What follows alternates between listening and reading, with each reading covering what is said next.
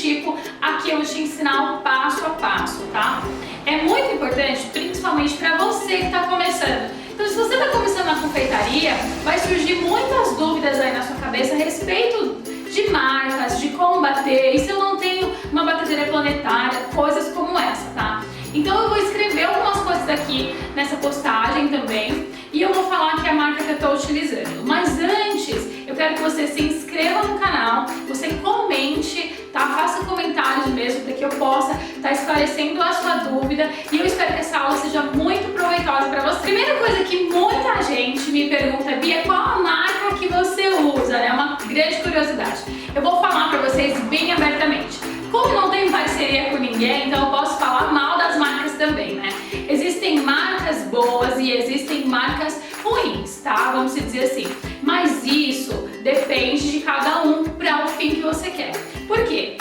Tem uma específica marca que dizem que é ruim para bater. Mas, gente, você tem que entender a fórmula do chantilly. Cada fórmula do chantilly é diferente. Essa marca, que no caso é uma marca mais difícil de se bater, de conseguir uma consistência, essa marca te dá um volume maior em quantidade.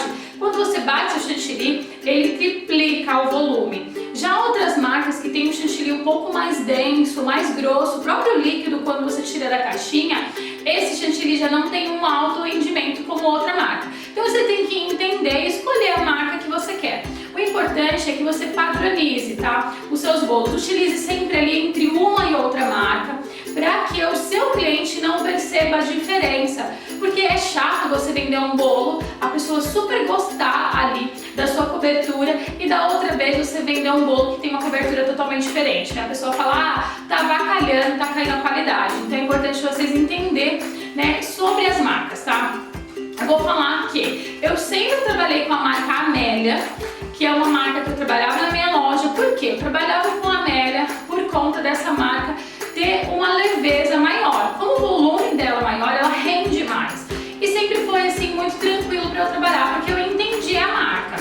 Como que você vai bater? Primeira coisa de qualquer chantilly tem as instruções. Leia o rótulo, tá? Mas o importante é que ele durma na geladeira. Dormiu na geladeira, metade dos seus problemas vão estar resolvidos. Depois que esse chantilly dormiu na geladeira, o ideal é que você bata metade e metade da caixa. Porque o chantilly, esse chantilly industrializado que nós chamamos de chantilly e que é creme vegetal na verdade, ele é totalmente industrializado e vai emulsificante. Para quê? Emulsionar. Então, com o batimento, com a rotação, vai entrar ar ali no seu chantilly, no líquido, e ele vai criar volume. Então, essa é a função do emulsificante no chantilly. Então, por isso é importante você entender sobre a marca que você está utilizando. Aí tem marcas boas, como o Norcal, né? Uma marca que eu tô apaixonada, gente, é pelo chantilly Flatman. O sabor dele é incrível, a cor é muito branca, né? E o volume dele tá excelente. Então aqui, como eu já falei, eu tô expondo o que eu gosto e o que eu acho legal pra ensinar, pra falar pra vocês, ok? Aqui, gente, o segredo é bater o chantilly metade, metade. A diferença da batedeira é que algumas batedeiras têm a rotação menor, então quer dizer que ela roda mais devagar, né? Essa batedeira aqui, que é a batedeira Arnold, ela é muito boa para bater chantilly. Já existem outras batedeiras que são muito fortes, aquela batedeira linda, né, da KitchenAid, ela é muito forte para bater massa, ela não quebra, né? É muito, muito respeitada por todos os confeiteiros. Mas a rotação dela é mais devagar do que a Arnold. Então, vai demorar mais para o chantilly chegar no ponto.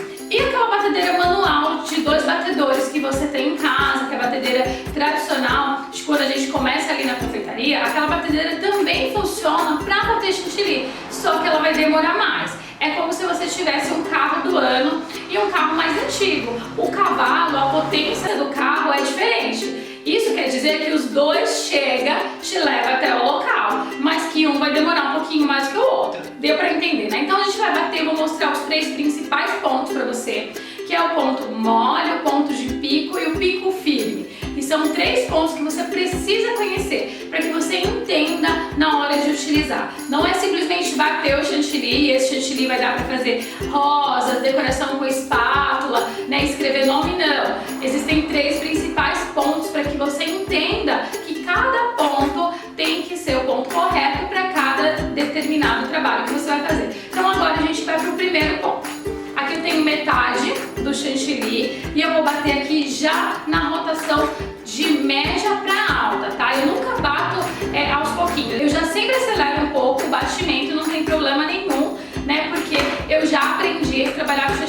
Aqui eu tenho metade da caixa e eu vou ligar minha batedeira.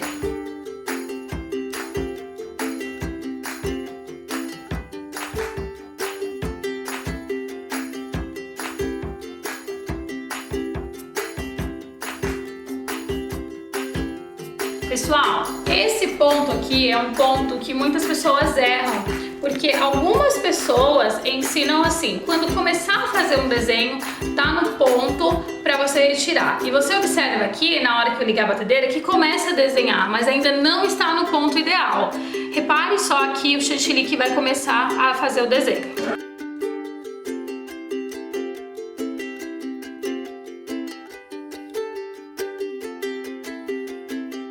Pessoal, esse é o primeiro ponto, tá? O ponto de pico mole, que é quando o seu chantilly tá liso, totalmente liso e que forma pico. Só que se você bater aqui, olha, vai cair. Então como que você vai saber? Você passa a espátula e você vai ver que o seu chantilly tá totalmente lisinho. Esse ponto aqui é para bolos espatulados, tá? Aquelas espátulas que tem os desenhos, que tem as ranhuras, você só consegue deixar o seu bolo totalmente liso se ele estiver nesse ponto, olha. Tá vendo que é facinho de eu conseguir fazer desenhos? Então esse é o primeiro ponto. E se você fizer uma decoração de bolo com esse chantilly, no bico vai desmoronar. Então por isso que às vezes as pessoas dizem assim: ah, meu chantilly derreteu. É porque estava nesse ponto, ó. Ele fica no ponto estável quando está assim, mas qualquer movimento, né, seja no transporte ou alguma coisa do tipo, vai caindo. Então é importante você conhecer bem o ponto. Agora nós vamos bater e deixar ponto de pico firme, que é o ponto de bico, tá bom? Então vamos bater mais um pouquinho.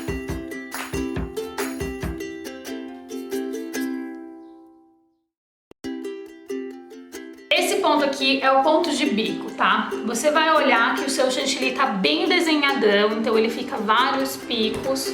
Olha, a hora que eu faço isso aqui, esse teste, ele forma picos e pico firme. Se eu balançar, não cai. A gente vai fazer o teste da espátula. Olha, o chantilly tá firme, tá liso. A hora que eu passo, aparece algumas bolinhas de ar, que a gente tira isso aqui depois na hora que a gente vai confeitar, não tem problema nenhum. Mas a hora que eu pego o chantilly, ó, a hora que eu pego a quantidade, não cai. Então eu balanço e o meu chantilly não cai, ele tá firme. Então assim vai ficar bem desenhado os seus bicos e não vai desmoronar, não vai derreter e o bolo fica totalmente estável. Você não precisa ter medo que não vai desmoronar se estiver nesse ponto aqui. Lembrando que esse chantilly, gente, é o chantilly puro, sem adição de açúcar, sem leite em pó, sem nada, só o chantilly. Então aqui eu tô mostrando os picos e os pontos para vocês. Agora a gente vai fazer um chantilly poroso, que é o chantilly para outro tipo de pão.